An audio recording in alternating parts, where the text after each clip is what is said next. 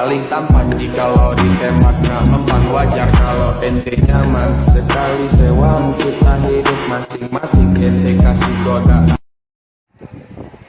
Oke guys, kita sekarang ini berada di depan ruang BK. Tepat sekali kami ingin mewawancarai Pak Boy atau Pak Bay Haki SPC. Ya. Yes, check it out. Assalamualaikum.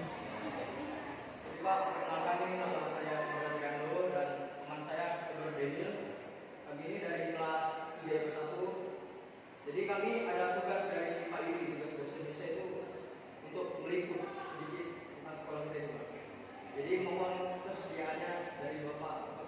Pertanyaan dari kami, Pak, kenapa Bapak mau menjadi guru BK?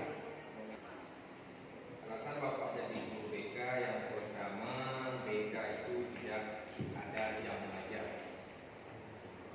Tidak maksud keras buat mengajari siswa-siswi dalam hal mata pelajaran. Itu tidak ada.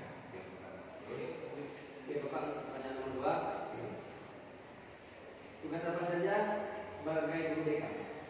tugas apa saja sebagai guru BK? Tugas Bapak yang pertama membimbing. Yang paling utama mengajar guru BK bimbingan dari sini.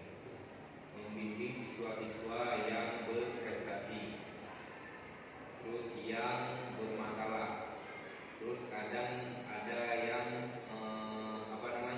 ingin menyampaikan keluh kesah selama dia di sekolah atau di luar sekolah. Kadang ada keluh kesahnya tentang di rumah sama keluarga, sama ayah, sama mamanya kadang rampas atau bagaimana yang terjadi di lingkungan keluarganya, itu boleh diceritakan di ruang BK tersebut. Bapak itu bisa Bapak tanya. Nah, selama Bapak jadi guru BK ya? Iya. Kasus apa aja Pak yang Bapak tangani? Banyak. Salah satunya Pak? Salah satunya berpeluang. Dan bagaimana cara Bapak menanganinya?